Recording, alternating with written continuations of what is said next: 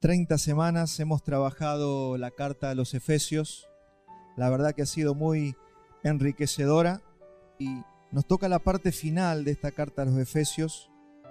El título es El misterio revelado y salutaciones finales de la carta final de Efesios 6, 18 al 24. Lo vamos a leer.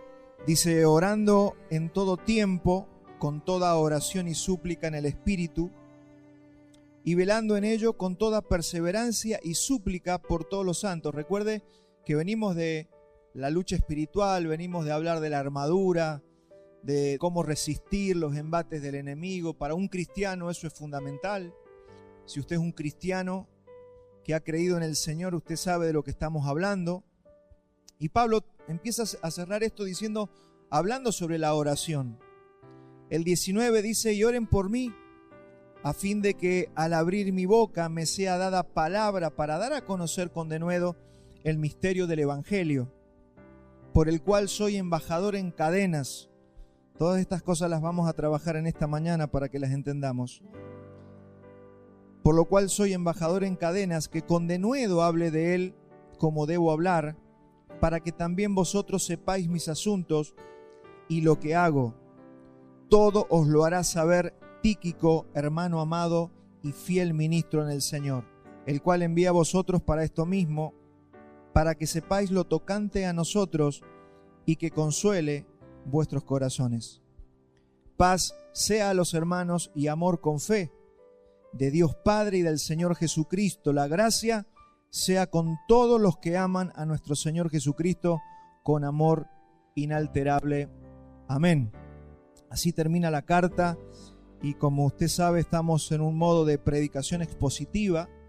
La predicación expositiva, vamos trabajando versículo por versículo, renglón por renglón, y vamos extrayendo todo lo que el Señor quiere que nosotros entendamos de esto que es la Escritura. Entonces, Pablo termina diciendo que la lucha espiritual se lleva a cabo con dos cosas necesarias, como ya nos habló con la armadura espiritual. Entonces Pablo está diciendo que necesitamos la armadura o el armamento apropiado, es decir, esa armadura espiritual que terminamos de ver la semana pasada, y ahora nos habla de la oración. O sea, usted necesita la armadura espiritual, pero también necesita la oración. ¿Y qué es la oración? La oración es la comunicación efectiva que debemos tener. Si usted... Y ahí hacemos caso a lo que Pablo está diciendo, está comparando la armadura, un soldado, un ejército. Fíjese que si un soldado no se mantiene en contacto con su comandante, que es el que da las órdenes, puede tener una armadura, pero su armadura va a ser improductiva porque no va a poder sacarle el provecho, porque no está conectado con el comandante. No sabe cuáles son las órdenes ni las estrategias para utilizarla. Entonces los ejércitos en la antigüedad, imagínese ¿cómo hacían los ejércitos? Usted lo habrá visto en las películas. Si usted tiene 200.000 soldados, ¿cómo le puede avisar a todos? Era todo un tema. Que todos supieran que era el momento de la flecha, que era el momento de correr, que era el momento de replegarse. ¿Cómo se podían enviar los mensajes para que el ejército avanzara como un bloque y no que cada uno hiciera lo que se le diera la gana? Entonces se echaba mano a banderas, a colores. Por ejemplo, si era el momento de tirar las flechas, se levantaba una bandera con una imagen de flechas, y así todos los arqueros sabían que era el momento de tirar las flechas. Se usaban colores, humos, trompetas, ruidos de trompetas. Cierto toque de trompeta significaba una cosa o significaba otra, depende de cómo fuera el sonido. Dibujos, imágenes. Y eso era importante para que las órdenes llegaran desde el comandante hasta las tropas. En la actualidad ha avanzado mucho. Hoy los ejércitos tienen intercomunicadores, tienen micrófonos, tienen auriculares, todos están comunicados aún con los aviones. Es impresionante ver cómo ha crecido la comunicación y se pueden hablar en tiempo real, y por supuesto que eso ha mejorado mucho la efectividad de los ejércitos. Y la lucha espiritual no es diferente. Tomamos esto como un ejemplo, pero en la lucha espiritual en la que nosotros estamos, uno de los grandes problemas que tiene la iglesia, que como ya vamos a ver también es el ejército de Dios, es que a veces no tiene buena comunicación. No hay buena comunicación entre los soldados, pero tampoco buena comunicación con el general, que es nuestro Señor y nuestra cabeza, o con algunos capitanes que son los que pueden dar las órdenes para el ejército. Y esto no es una figura poética, porque verdaderamente la iglesia es el ejército de Dios. No estamos siendo románticos para hablar. Acompáñenme a Apocalipsis 19:14. Dice la Escritura que cuando el Señor vuelva con nosotros, con aquellos que hayan resucitado de los muertos, dice el 19:14, y los ejércitos celestiales, ahí está usted, ahí estoy yo, ahí estamos incluidos nosotros, los ejércitos celestiales vestidos de lino finísimo, blanco y limpio, le seguían en caballos blancos. Esa va a ser la venida del Señor con todos sus santos. No vamos a hablar de temas apocalípticos hoy día, pero es para que usted vea que la Biblia nos menciona como ejércitos celestiales. En 1 Samuel 15:2, uno de los títulos de Dios es Jehová de los ejércitos. Es decir, que pertenecemos a un ejército, tenemos un general, tenemos capitanes. Por eso es que la oración, acá Pablo dice que la comunicación es la oración. ¿Cómo nos comunicamos con el general que nos da las órdenes? Con la oración. Pablo termina la carta haciendo un énfasis en las cosas más importantes, y una de las cosas más importantes es la oración del cristiano. Entonces la oración va a hacer que nosotros, todo lo que hemos hablado anteriormente, la armadura, la coraza, el casco, el calzado, todo eso sea operativo y le saquemos el máximo provecho, que sea utilizable en la batalla que tenemos todos los días. Entonces mi ánimo a la iglesia y a la congregación es a la oración. Tenemos, por ejemplo, todos los días a las 7 de la mañana con la iniciativa de Fabián. Estamos orando, se está orando a las 7 de la mañana. Animo a que usted participe. Tal vez no pueda estar todos los días, pero los días que usted pueda conectarse vía Zoom. Vuelvo a repetir, no hace falta que esté todos los días, pero un día, 2 días a la semana se puede estar y se puede participar de la oración de la iglesia. Tenemos también otro ámbito de oración que son las casas de avivamiento, donde nos reunimos los días de semana. Hay algunas casas abiertas donde leemos la Escritura y oramos simplemente. Nos ponemos a orar. Los tiempos de oración, como cuando comienzan los días domingos, es un tiempo de oración. Aprovechamos que estamos todos juntos, oramos, pasan 2 hermanos. Hoy día nos guiaron David y Estela. La idea es ser guiados en oración y orar todos juntos. Y por supuesto la oración personal. Si no hay oración personal, es como no tener el auricular del intercomunicador y no poder escuchar cuáles son las órdenes. Entonces muchos cristianos andan por su lado.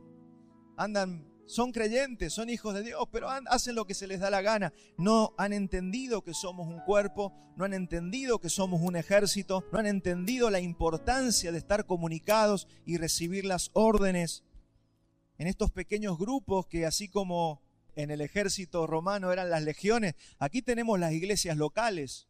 Está bien que somos la iglesia a nivel mundial y que nuestros hermanos están esparcidos en toda la faz de la tierra, pero el Señor nos dividió en pequeñas tropas que son las iglesias locales. Hay personas que no valoran la iglesia local, que les da igual rendir cuentas, estar, no estar. Todo hace a la efectividad de un ejército. Es importante, Pablo está exhortando aquí a los hermanos.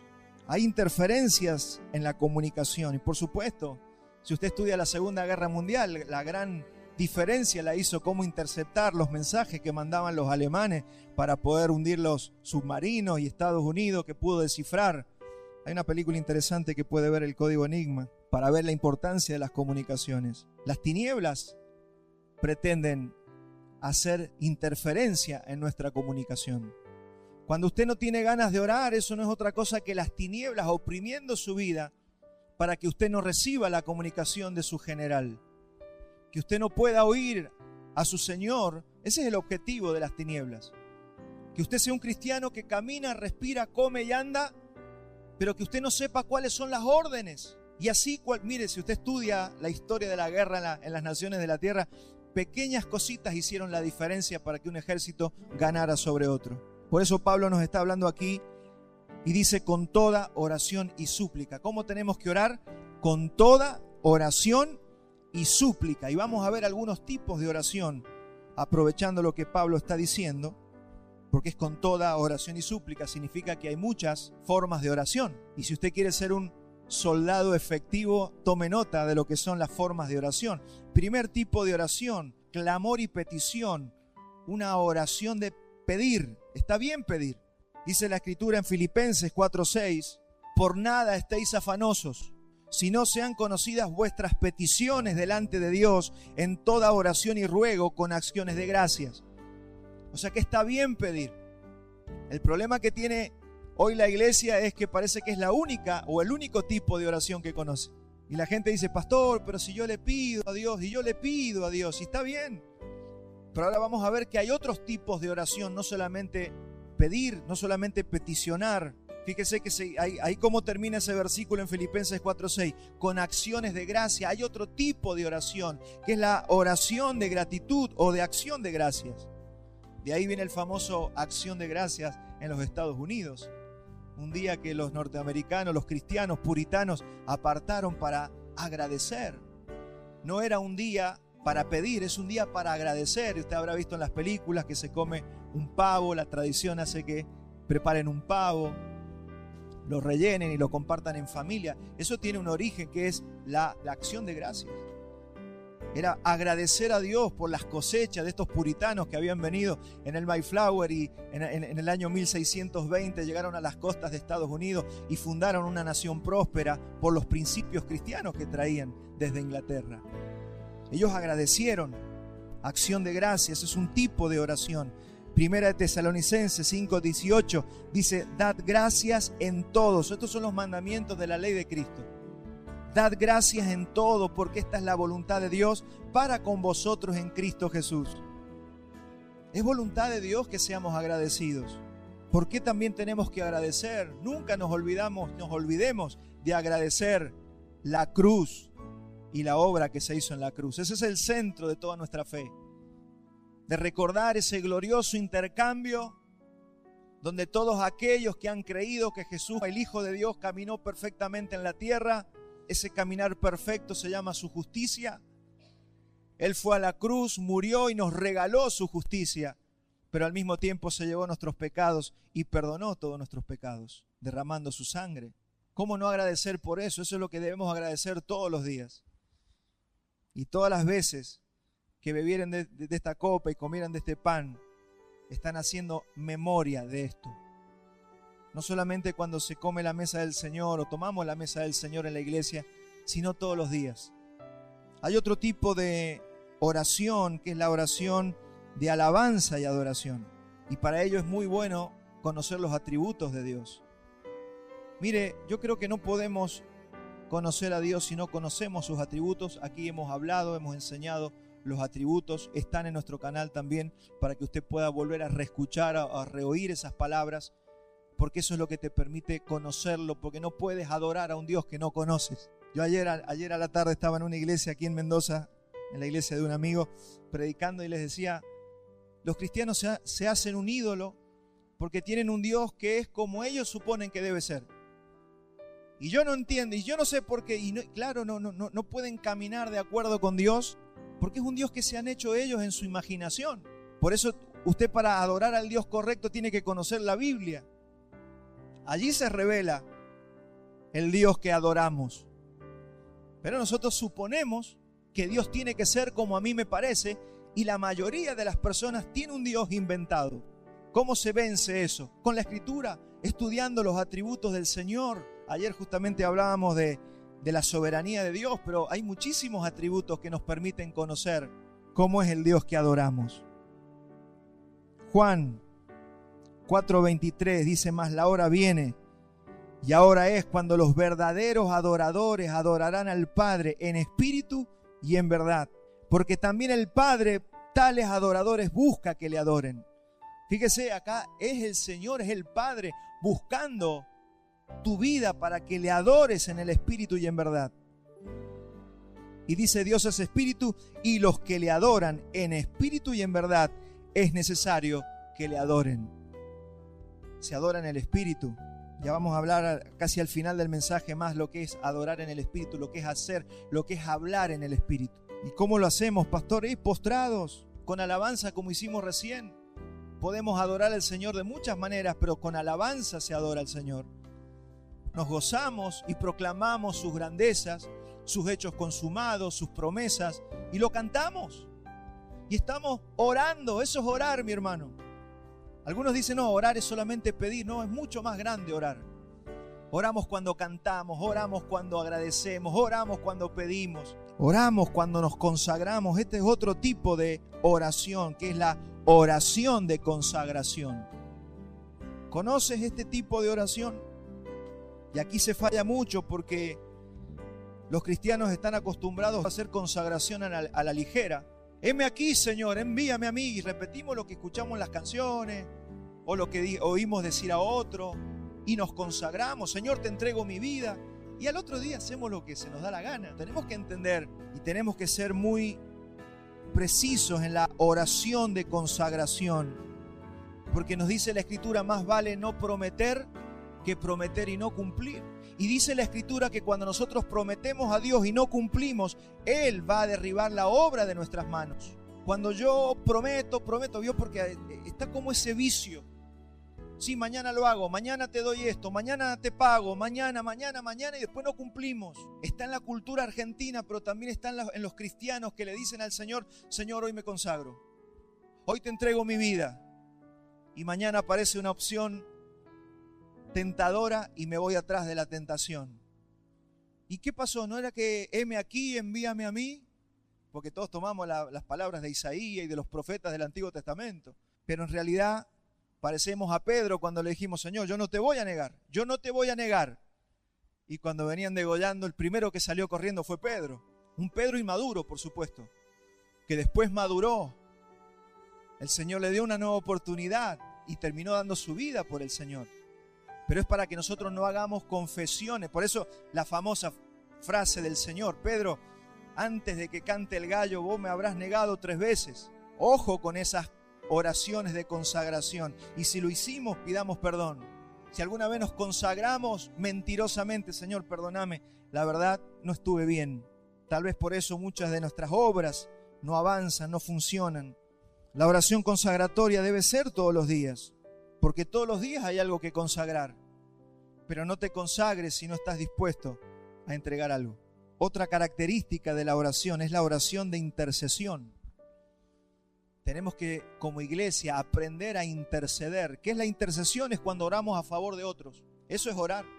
Cuando pedimos por otras personas, por otros pueblos, por otras iglesias, por otras familias, por personas. ¿Cuántos conocen al Jonás de la Biblia? Vamos a Jonás un ratito y lo vemos. Mire lo que puede hacer una intercesión. Jonás sabía que Dios oía sus oraciones.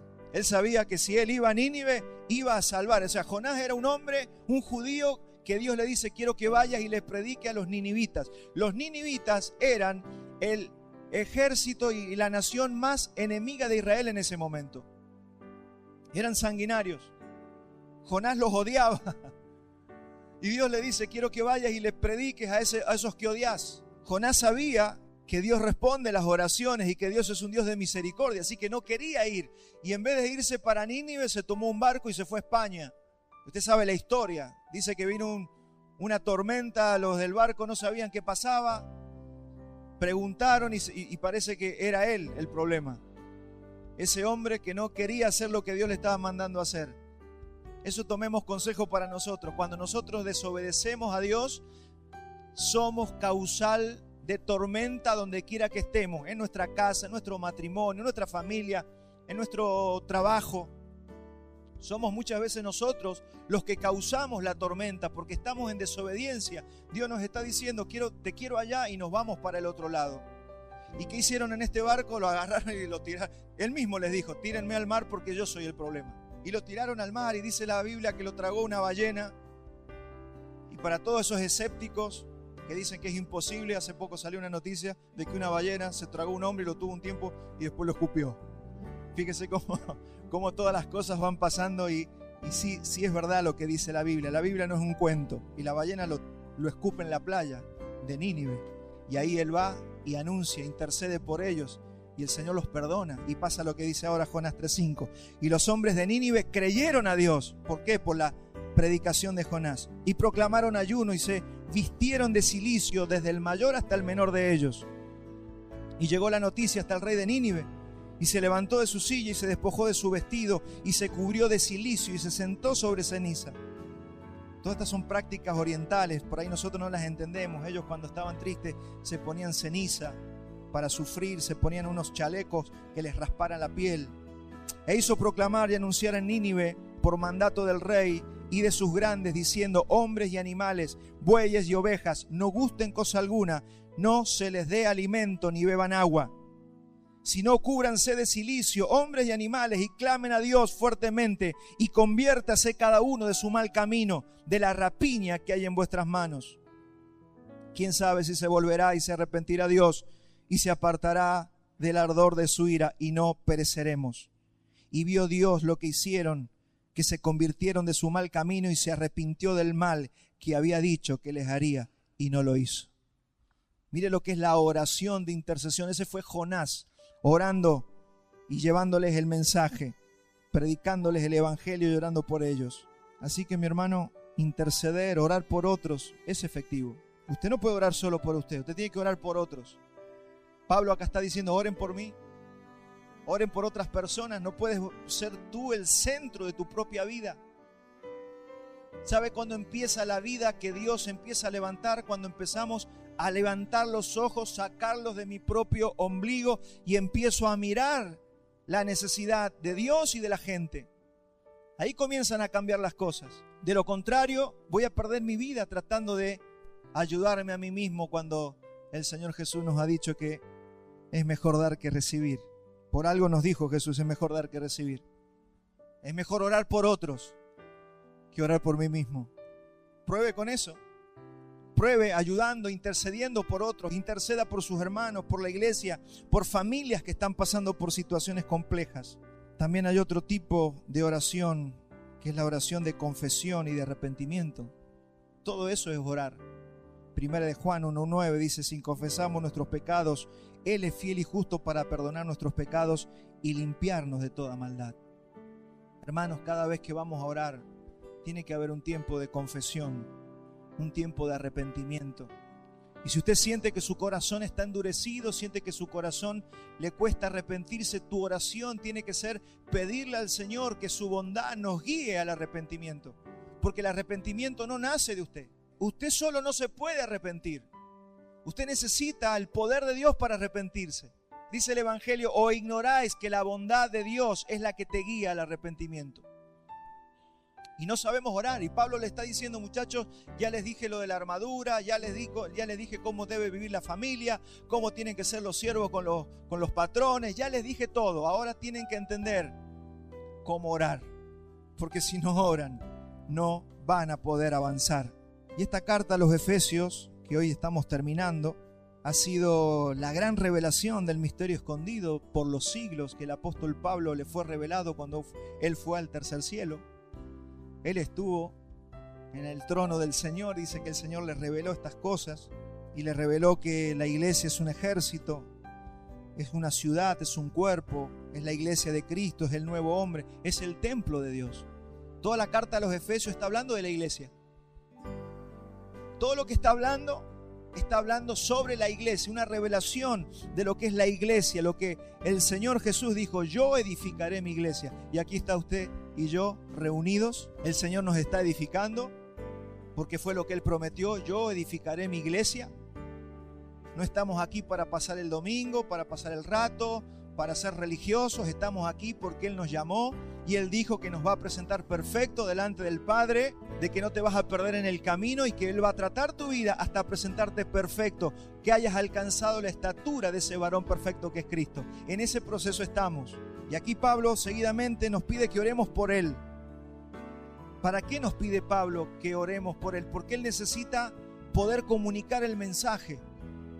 Efesios 6:19 dice: y por mí, oren por todos, dice, con toda oración y súplica, pero oren por mí, a fin de que al abrir mi boca me sea dada palabra para dar a conocer con denuedo el misterio del Evangelio. Mire, porque esto no se trata de hablar. Acá no estamos dando una conferencia como la que puede dar esa gente que hace stand-up o un motivador. No estamos haciendo coaching, no estamos haciendo eso. Aquí necesitamos dar una palabra de parte de Dios Y si no lo hacemos con el Espíritu Santo, no lo podemos hacer. Esto no lo puede hacer alguien que estudió Biblia solamente. Necesitamos del Espíritu Santo. Y Pablo dice, oren por mí porque yo no quiero hablar yo necesito que el Espíritu Santo hable por mi boca. Y eso es para todos nosotros, cada vez que hablamos del Evangelio. No debemos hablar nosotros, tiene que hablar el Señor. Pasa que, hermanos, ahí está el gran desafío. Que hable el Señor a través de nuestros labios. Pablo conocía las Escrituras. Pablo, estoy seguro que él se las sabía de memoria. Había crecido con Gamaliel, el mejor de los maestros de su época. O sea, no era un tema de no conocer Biblia. Pablo sabía que Biblia conoce cualquiera. Él necesitaba la palabra correcta que viniera del Espíritu Santo para dar a conocer este misterio, porque está hablando de un misterio. Usted hoy no debe recibir solo conocimiento intelectual. Acá lo que estamos pidiendo, hemos orado, hemos cantado, para que sea el Espíritu Santo el que nos hable, porque si hablamos nosotros los hombres no pasa nada por más que hablemos de la Biblia, pero si habla el Espíritu Santo nuestros corazones van a ser cambiados. Y eso es lo que necesitamos hacer en mañanas como esta, que sea el Señor hablando. Acá Pablo dice que necesita que el Espíritu le dé palabra correcta para predicar. No es cuestión de hablar sobre la Biblia, sino hablar cada palabra en el orden correcto y perfecto. Ese es nuestro desafío de todos los que predicamos el Evangelio. El objetivo no es movilizar tus emociones. El objetivo es que el Espíritu Santo saque esa espada de la que hablamos hace un par de semanas, esa espada más cortante que espada de dos filos, y pueda penetrar hasta tu corazón y pueda partir el alma, el espíritu, y haga caer los argumentos, las fortalezas, las altiveces que se levantan en contra del conocimiento de Cristo, y usted cuando salga al mediodía de este lugar, salga con un poquito más de conocimiento del Señor. Eso es el gran desafío que tenemos cada domingo. Para eso el pastor tiene que confiar más en la palabra de Dios que en su propia habilidad de predicar. Mi habilidad no sirve, puedo tener o puedo no tener habilidad. Eso no va a hacer la diferencia. Lo que hace la diferencia es si el Espíritu habla o no habla. Para que usted pueda hacer la diferencia de lo que es escuchar una conferencia o escuchar un entrenamiento humano o escuchar en la iglesia del Señor al Espíritu Santo hablándole a los cristianos. Primera de Corintios 2:13, aquí mire cómo lo explica Pablo.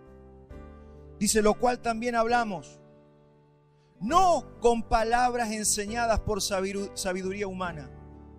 Esto no se puede estudiar en una facultad. Sí, la Biblia, pero la palabra correcta la tiene que dar el Espíritu Santo. Y acá dice, no con palabras enseñadas por sabiduría humana, sino con las que enseña el Espíritu, acomodando lo espiritual a lo espiritual. Y esto no solamente para el pastor, es para todos nosotros. Usted va a visitar a alguien y va a hablar de la palabra de Dios. Tiene que ser el Espíritu Santo para que no perdamos el tiempo, porque la palabra humana es muy limitada. Y aquí tenemos que explicar un poquito lo que es conocimiento y sabiduría. Conocimiento tenemos todos. Todos podemos adquirir conocimiento. Usted lee un libro y está adquiriendo conocimiento. Pero la sabiduría es otra cosa. Usted tiene que saber la diferencia entre conocimiento y sabiduría. Este mundo está lleno de conocimiento. El mundo antiguo con su biblioteca de Alejandría, todos tenían conocimiento. El problema nunca fue el conocimiento. El problema fue la sabiduría. Y acá dice Pablo que para eso hay que orar, para que el Señor nos dé sabiduría para aplicar correctamente el conocimiento. Porque usted se puede leer 200.000 libros en su vida y si no tiene sabiduría, usted lo único que va a tener es un intelecto gigante, pero no va a saber aplicar por la sabiduría de Dios ese conocimiento. Proverbios 2:6, porque Jehová da la sabiduría y de su boca viene el conocimiento y la inteligencia.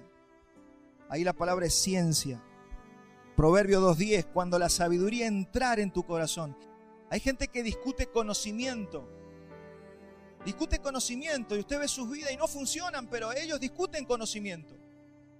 O sea, no estamos para discutir conocimiento, estamos para discutir sabiduría.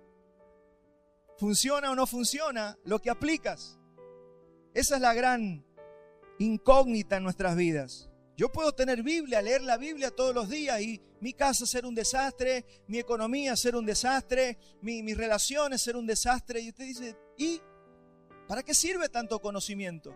Ahora, la palabra de Dios viene para decir, este es el conocimiento que tienes que aplicar aquí. Este es el conocimiento correcto. Esto es lo que tienes que hacer en tu casa. Esto es lo que tienes que hacer con tus hijos. Esto es lo que tienes que aplicar en tu matrimonio. Esto es lo que tienes que aplicar en tu economía, en tu profesión. Porque va a funcionar. Lo que es de Dios funciona. El objetivo de Pablo es dar a conocer el misterio del Evangelio. Esa es la gran preocupación que él tiene. Mire, Proverbios 2:11, la discreción te guardará, te preservará la inteligencia. Proverbios 2:12, para librarte del mal camino y de los hombres que hablan perversidades. ¿No le ha pasado a usted que dice, che, yo me cruzo en la vida con todas las peores personas? Eso es porque no tengo el norte claro. Y todas las personas que te cruzas parece que son lo peor de lo peor. Hay algo que está fallando allí, porque te vas a empezar a encontrar con la mejor gente cuando empieces a ser direccionado por el Señor, y no va a ser sin fruto. Necesitamos ser gente que tenga fruto en todo lo que hacemos y en lo que hablamos, sobre todo. Acá Pablo está hablando de hablar, está hablando de predicar el Evangelio. Y Pablo está preocupado porque dice, yo tengo que dar a conocer un misterio y yo necesito que ustedes oren por mí para que el Señor me dé sabiduría para poder aplicar correctamente el conocimiento. Si usted dice, le hablo a una persona y nunca me entiende, tenga paciencia. O hay que esperar, o usted está fuera de foco y no está hablando bien. Pero tarde o temprano se tiene que ver el resultado de lo que hablamos y de lo que hacemos y de lo que decimos. Y esto comienza a pasar, según Pablo y según la Escritura y la carta a los Efesios, cuando el Espíritu Santo comienza a poner palabra en nuestras bocas. ¿Qué es lo que necesitamos? Que el Espíritu Santo ponga palabras en nuestra boca. Porque si no somos muy simplistas, llevamos conocimiento, pero no llevamos el Evangelio revelado. ¿Sabe de qué estamos hablando? Estamos hablando del misterio de los siglos, estamos hablando del misterio más grande que puede conocer el ser humano. ¿Quiere que lo veamos en la Biblia? Vamos a Colosenses 1:24. Mire lo que dice Pablo respecto de este misterio, que es el Evangelio. No es un misterio aislado, el Evangelio es el gran misterio de lo que estamos hablando en esta mañana. Colosenses 1:24 dice, ahora me gozo en lo que padezco por vosotros y cumplo en mi carne lo que falta de las aflicciones de Cristo por su cuerpo, que es la iglesia, de lo cual fui hecho ministro según la administración de Dios que me fue dada para con vosotros, para que anuncie cumplidamente la palabra de Dios. Pablo está ahí explicándole a la iglesia lo que Dios le mandó a hacer. Y el 26 dice, ¿qué es lo que tiene que predicar? El misterio que había estado oculto desde los siglos y edades, pero que ahora ha sido manifestado a sus santos. Eso estamos hablando cada domingo. Un misterio que ha estado oculto desde antes de la fundación del mundo y que Dios ahora lo está dando a conocer a sus santos a través de la predicación del Evangelio. A quienes Dios quiso dar a conocer las riquezas de la gloria de este misterio entre los gentiles. Y acá te dice cuál es el misterio. Cristo en ustedes, la esperanza de gloria. Todo esto se trata de cómo vivir con Cristo adentro. Acá hay palabras que en algunos momentos son sofisticadas, pero así lo explicamos y lo traducimos sencillo para que todos lo entendamos. Cristo en vosotros, la esperanza de gloria. Primero tengo que incorporar a Cristo a mi interior y luego ¿cómo hago para vivir con Cristo dentro mío? Eso es lo que usted se tiene que preguntar todos los días. Que si usted no tiene a Cristo, por más que tenga Biblia, por más que tenga religión, usted va a ir a una perdición eterna y nada de lo que haga funcionará. Porque solo somos bendecidos con toda bendición espiritual cuando el Señor viene a vivir adentro de nuestro. Porque lo único que hace funcionar una vida es Cristo adentro de nosotros. Esa es la esperanza de gloria. Y mire cómo dice Pablo que lo hace, a quien anunciamos amonestando a todo hombre y enseñando a todo hombre en toda sabiduría, no solo conocimiento, en toda sabiduría. Palabras del Espíritu. ¿A fin de qué? A fin de presentar perfecto en Cristo Jesús a todo hombre. Ese es nuestro desafío. Usted tiene que llegar al final perfecto en Cristo Jesús. Ese es el proceso que vamos a hacer mientras estemos en la tierra. Usted no va a estar perfecto mañana, usted no va a estar perfecto el mes que viene, pero el día que muramos y resucitemos o vayamos a su presencia, allí vamos a ser perfectos delante del Señor. Para lo cual también trabajo, dice Pablo, luchando según la potencia de Él, la cual actúa poderosamente en mí. Otra cosa muy importante, que si su potencia no opera en mí, no podemos servir al Señor. Ese es el misterio que predicamos y anunciamos. Entonces nuestra tarea no es hacer gente buena. Nuestra tarea no es hacer un grupo religioso, sino presentar perfecto a todo hombre en Cristo Jesús. Y eso se hace a través de la palabra predicada con sabiduría. No con conocimiento solo. Palabras acomodando lo espiritual a lo espiritual. Palabras que las tiene que decir el Espíritu Santo. Es por eso que se nos demanda vivir en pureza y en santidad. ¿Qué le decía Pablo a los santos? Ustedes son templo del Espíritu Santo. El Espíritu Santo vive dentro de ustedes. Vivan en pureza, vivan en santidad para que ustedes puedan ser utilizados por el Señor. Si Él te ha llamado, el Señor se va a meter con tus pensamientos, se va a meter con las intenciones de tu corazón, se va a meter con todo lo que usted tiene adentro que da vergüenza contarlo hasta para nosotros mismos. Y el Señor va a empezar a trabajar tu interior, porque ese es el proceso por el cual estamos todos nosotros, los cristianos, hasta que el Señor nos presente perfectos en su gloria. Así que no se asuste cuando se prenda el reflector del Espíritu Santo y le muestre toda la mugre que está dentro suyo y mía y nos dé tanta vergüenza que queramos salir corriendo. Quédese en el lugar y deje que el Espíritu Santo lo santifique. ¿Qué va a hacer el Espíritu Santo? Lo va a guiar al arrepentimiento, va a hacer que usted confiese sus pecados, va a hacer que usted se consagre al Señor, se entregue y empiece ese proceso de santificación que solamente puede estar en aquellos que han recibido la justificación. Es un proceso maravilloso. Es un proceso hermoso por el que todos estamos pasando. Doloroso, sí. Vergonzoso muchas veces. ¿Cómo puedo yo ser esto? ¿Cómo puedo pensar así? ¿Cómo puedo hacer lo que hice? Y vemos nuestras vidas y nos da bronca y nos frustramos. Pero mi hermano, aquel que comenzó la buena obra va a ser fiel y la va a terminar. Él prometió que ninguno de aquellos que el Padre le dio, el Señor Jesús los va a perder y los va a resucitar a todos en el día postrero. No te puedes perder si tienes a Cristo. No te vas a perder.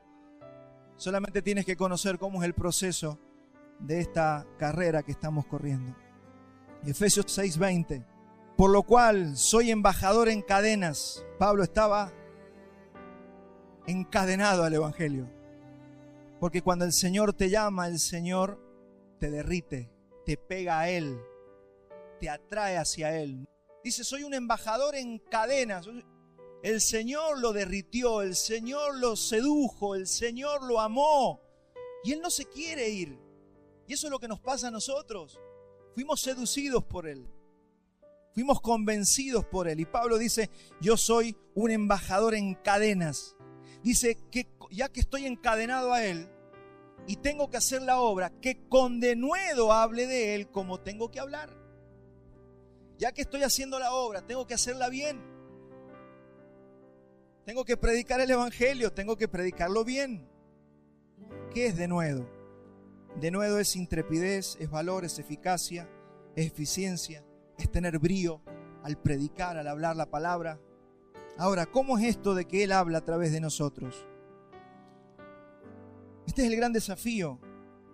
El mensaje es Él hablando de Él mismo por medio de nosotros. No es yo hablando lo que yo quiero.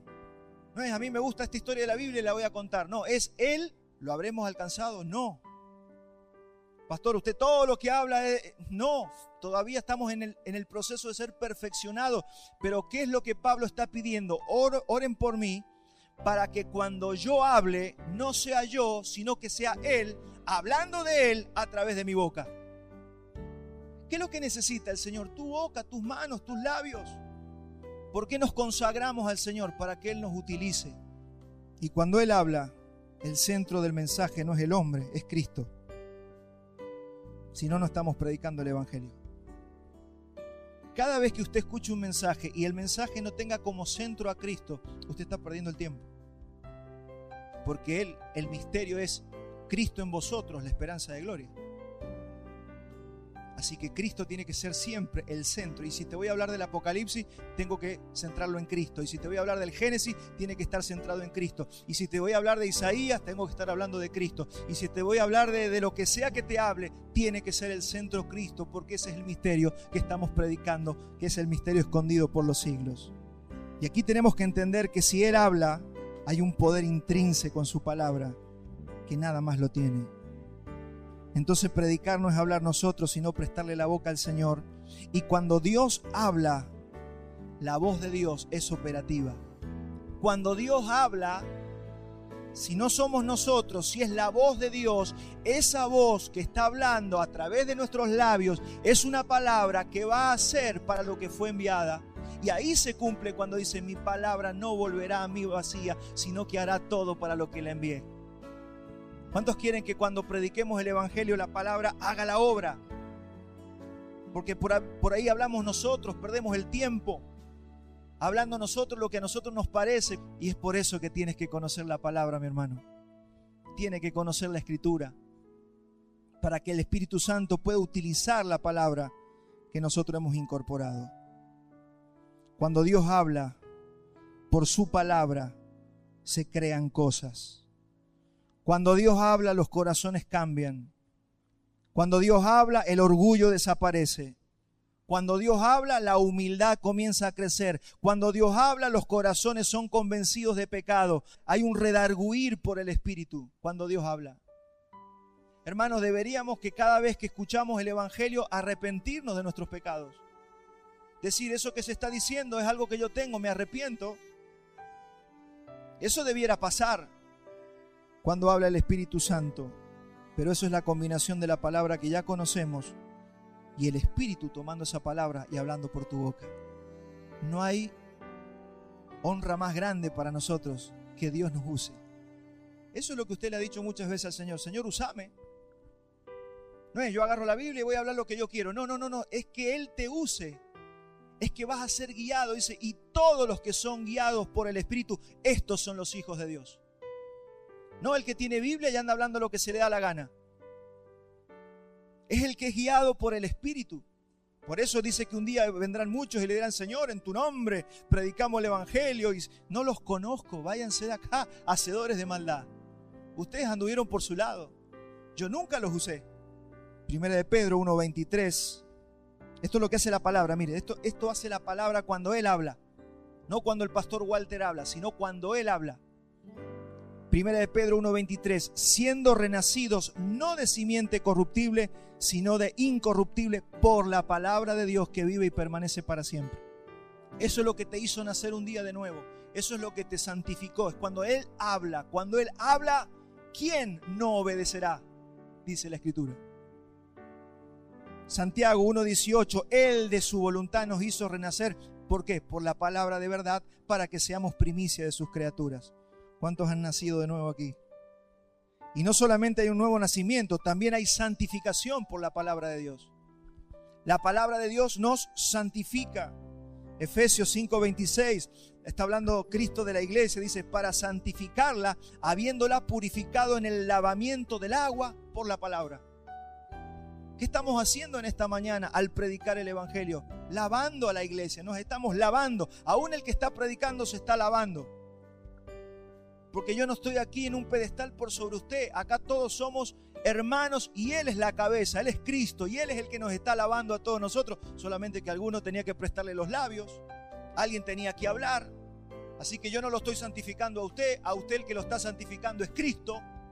Juan 15:3, y a vosotros que ya estáis limpios por la palabra que les he hablado. La palabra de Dios es creativa. ¿Usted sabía que cuando Él habla se crean cosas? No cuando yo hablo, cuando Él habla se crean cosas. Vamos a Hebreos 11:3. Por la fe entendemos haber sido constituido el universo por la palabra de Dios. ¿Cómo fue creado el universo? Por la palabra de Dios. Dice la Biblia que Dios habló y existió. Él dijo: sea la luz y fue la luz. Él dijo: sea el sol y fue el sol. Él dijo: sea la tierra y sea la tierra. Sean los mares y fueron los mares. Cada vez que Él habla, crea. Así que imagínense si nosotros nos dejamos usar por Dios y Él puede hablar a través de nuestros labios lo que los padres lograrían con sus hijos, lo que los matrimonios lograrían entre ellos, si Dios utiliza nuestros labios. Si el hombre tratara bien a su esposa como vaso frágil y el Señor hablare por esa boca, y si la mujer, en vez de estar recriminando, el Señor hablara por la boca de la mujer, ¿sabe todas las cosas que se sanarían? ¿Sabe las cosas que serían transformadas? ¿Sabe las cosas que serían creadas? Porque Él crea fe, Él crea poder dentro de nosotros, Él puede hacernos inteligentes, Él puede hacernos más sabios. Todo eso lo hace el Señor cuando habla. ¿Y qué tenemos que hacer como iglesia? Decirle, Señor, nos queremos santificar para ser vasos de honra, que tú nos uses, que podamos llevar el Evangelio y la gente pueda ser transformada. Por eso es que tenemos que conocer las Escrituras y orar. ¿Para qué? Porque mire, el Espíritu Santo, ¿qué va a usar dentro mío? La palabra que yo conozco. Dios no te puede usar si usted no tiene la espada, si no tiene la palabra logos. Va a venir el rema, pero primero usted tiene que conocer la Escritura para que el Espíritu Santo pueda usar la palabra que usted ya tiene adentro. Y Pablo sigue, vamos avanzando en la carta, Efesios 6:21, y les dice, para que también vosotros sepáis mis asuntos, y lo que hago, todo lo hará saber Tíquico, hermano amado y fiel ministro en el Señor. Aquí nos metemos en cosas personales del apóstol Pablo, está hablando de Tíquico. Pablo comunicando sus asuntos a la iglesia. Eso es importante, que esta iglesia que está madurando, que está creciendo, puedan tener a su pastor que comunique y que le haga saber a algunos hermanos maduros los asuntos, de cómo van los asuntos. Y si maduramos, que todos podamos saber cómo van los asuntos del ministerio. Esto es un ministerio. El ministerio de la predicación y de la enseñanza de la palabra. Y Pablo, miren, ninguno de los apóstoles, ninguno de estos hombres fue un llanero solitario. Todos estuvieron ayudados por colaboradores. Por eso es importante que se levanten colaboradores que puedan ayudar al pastor o a los pastores para que el ministerio sea llevado adelante, porque mi hermano, esto no lo hace un pastor, esto no lo hace un hombre solo, esto lo hace un ministerio lleno de gente santa, abocados a llevar el mensaje hacia adelante. Tíquico era un discípulo que utiliza a Pablo para enviar información. Es un hermano amado, dice Pablo, y fiel ministro en el Señor. Necesitamos que en las iglesias se levanten varones fieles, que no estén pensando solo en su necesidad familiar y de su casa, sino que puedan colaborar, ayudar al pastor, entender, ser consciente de las cosas que pasan en un ministerio, en una iglesia. Porque eso pasa en una iglesia que va madurando y que va creciendo. Efesios 6:22 dice, al cual envié, hablando de Tíquico, al cual envié a vosotros para esto mismo, para que sepáis lo tocante a nosotros y que consuele vuestros corazones. Tíquico era un hombre que consolaba donde llegaba. Llegaba con el mensaje, decía, está todo bien en la iglesia. No hay divisiones, los hermanos se están amando. Están creciendo en la palabra. No están perdiendo el tiempo con humo y luces de colores. Están hablando de doctrina. Eso era Tíquico. Llegaba así y llevaba buenas noticias. Y por supuesto, cuando tenía que comentar las malas noticias también las comentaba. Se están peleando dos allá. Allá hay uno con raíz de amargura. El otro se fue porque se hizo un berrinche y se fue. Hermanos, cosas así, todo eso son mensajes que llevaba Tíquico a otras iglesias y a otros hermanos. ¿Quién es Tíquico y por qué Pablo lo menciona? Bueno, 4 veces mencionado Tíquico en las Escrituras, Hechos 24. Voy a leer una sola nomás. Voy a leer 2 de Timoteo 4:9. Acá Pablo le dice a Timoteo, procura venir pronto a verme. Aquí nos estamos metiendo en el corazón del apóstol Pablo. Procura venir pronto a verme porque Demas me ha desamparado. Lo habían dejado solo a Pablo. Amó más este mundo y se ha ido a Tesalónica. Crescente se fue a Galacia y Tito a Dalmacia. Solo Lucas está conmigo. Toma a Marcos y tráelo conmigo porque me es útil para el ministerio. A Tíquico lo envía a Éfeso. Trae cuando vengas el capote, tengo frío, una capa. Estaba pasando frío el apóstol Pablo. Se avecinaba el invierno. Y trae los libros, mayormente los pergaminos. Se iba a dedicar a seguir estudiando la palabra. Mi pregunta a la iglesia, ¿usted está ocupado del ministerio de la predicación de la palabra en esta iglesia? Y hoy se da para que hablemos de estas cosas. de que nos ocupemos, de que nos preocupemos. Sería bueno también que la iglesia pregunte: ¿cómo van las cosas, pastor? ¿Cómo están ustedes? ¿Cómo está pastor, su esposa, su casa? ¿Cómo están los hermanos? ¿Hay alguna familia con necesidad que podamos ayudar? Eso es una iglesia que, como va a terminar Pablo hablando de amor, de paz y de fe y de esperanza, que podamos saber que el Señor nos colocó en una iglesia local. Yo oro al Señor para que todos entendamos lo que es una iglesia local, que no somos el club social del barrio, que somos una idea de Dios pensada en la eternidad, donde el Señor nos está edificando para presentarnos perfectos un día delante del Señor, sin mancha y con alegría, como ha sido prometido. Bueno, aparece varias veces más, 2 Timoteo 3:12, y vemos que Tíquico era un colaborador, mensajero y fiel. No vemos en Tíquico un hombre buscando ser reconocido, ni buscando fama, ni crédito, sino un hombre fiel que sirve a Pablo en la comisión que se le había dado a Pablo. Hacen falta hombres y mujeres así para que los ministerios den fruto, crezcan y avancen. Tíquico es un discípulo que servía a Pablo y que consolaba los corazones. Y por supuesto que va a tener su recompensa final. Mire, hay personas que no están para ser notorias en las iglesias. Hay personas que están para consolar corazones, para ocuparse de algunos o de otras personas. No están para ser cabezas de un ministerio, sino para servir a pastores, a líderes, consolar su corazón, simplemente con compañía. Simplemente, pastor, quiero que sepa que estamos. Simplemente quiero consolar su corazón. Simplemente queremos decirle que estamos firmes. Estamos hablando de intimidad de la iglesia. Sepa entender que es la parte final de la carta y nos toca hablar de estas cosas. Nosotros oramos para que el Señor levante este calibre de siervos, de discípulos que sirvan, que consuelen, que impulsen el ministerio que el Señor nos ha dado. Pero Pablo siempre tuvo alguno, aunque la mayoría se le había ido. Filipenses 2:21, porque todos buscan lo suyo propio, no lo que es de Cristo Jesús. Pablo está escribiendo esto y sabía que esto lo iban a leer todas las iglesias.